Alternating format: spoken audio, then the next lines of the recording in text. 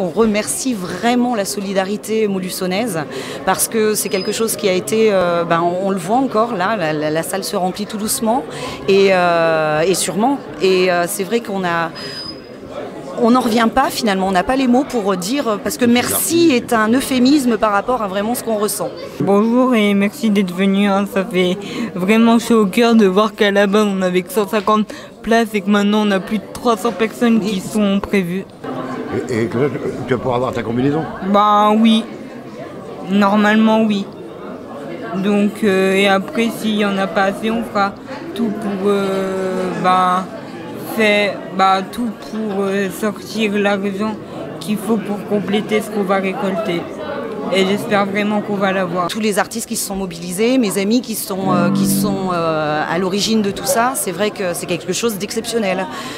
Ça fait chaud au cœur. Pour un bisounours comme moi, ça fait vraiment chaud au cœur. Le pari de l'amitié et de la solidarité est gagné, du moins pour Paul. Il aura prochainement sa combinaison Molly qui va l'aider dans sa vie. Un concert était organisé au profit du petit garçon atteint d'une maladie rare. Le public nombreux a répondu à l'appel de détresse.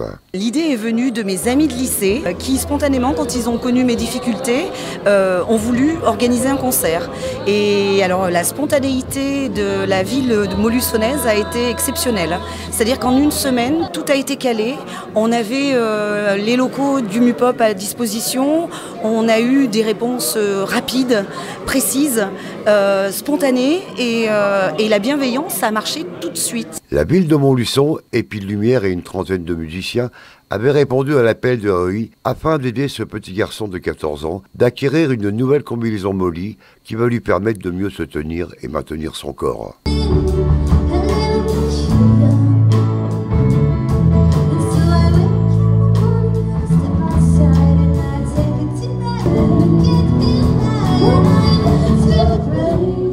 Épi de lumière, voilà, oui. Viviane, pour l'anecdote, c'est la maman d'une amie aussi de lycée et que j'ai recontactée pour le projet qu'ils avaient pour les petites voitures. Donc on s'est mis en contact toutes les deux et c'est vrai que le courant est tout de suite passé comme à l'époque. Et c'est vrai que Viviane m'a aidée aussi pour faire tous les démarches pour pouvoir promouvoir un petit peu cet événement sur Montluçon. Ils sont tous là autour de moi, je les remercie, j'en profite un petit peu parce que j'ai pas eu beaucoup... Non, je le prononce pas, tant pis pour vous. Bon, d'accord. Une IMC, c'est une maladie avec de nombreux facteurs. Pour Paul, c'est au niveau cérébral qu'elle s'est attaquée et il ne peut pas se mouvoir. Pour Paul, c'est de naissance en fait. Alors parce que c'était une grossesse gémellaire, il a une sœur jumelle, Jeanne, qui elle n'avait pas de soucis pendant la grossesse et ils ont diagnostiqué une souffrance fétale pour Paul pendant ma grossesse. Donc du coup, ils ont décidé de faire, au bout de 6 mois et demi, venir les enfants, une naissance donc prématurée, grand prématuré à 6 mois et demi.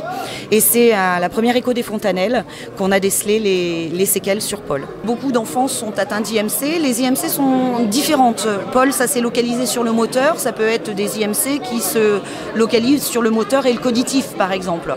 Ce sont des zones d'ombre opaques qui se mettent dans le cerveau, finalement, enfin qui ne se mettent pas dans le cerveau, qui sont pour Paul de naissance, ou suite à un accident vasculaire cérébral, par exemple. Et donc, cette incapacité motrice cérébrale touche quand même beaucoup d'enfants. De futures manifestations sont en réflexion afin d'aider ces enfants à combattre cette maladie. Là, pour l'instant, on s'est vraiment focalisé sur ce projet-là pour pouvoir, dans l'urgence, obtenir Molly le plus rapidement possible. Une fois Molly acquise, il faudrait développer, du coup, les structures adaptées pour pouvoir avoir un staff qui viennent, parce que la combinaison est d'origine suédoise et seuls les Suédois sont habilités à faire un suivi de la combinaison pour les réglages, les choses comme ça. Donc le but du jeu, dans un deuxième temps, ce serait de faire venir le staff suédois sur la région molussonaise ou clermontoise, enfin en Auvergne en tout cas, pour pouvoir avoir un suivi. Oui, je vais faire... il y a eu le brevet blanc, donc ça nous a déjà bien préparé pour les examens futurs et je vais faire tout ce que je peux pour l'avoir tout simplement.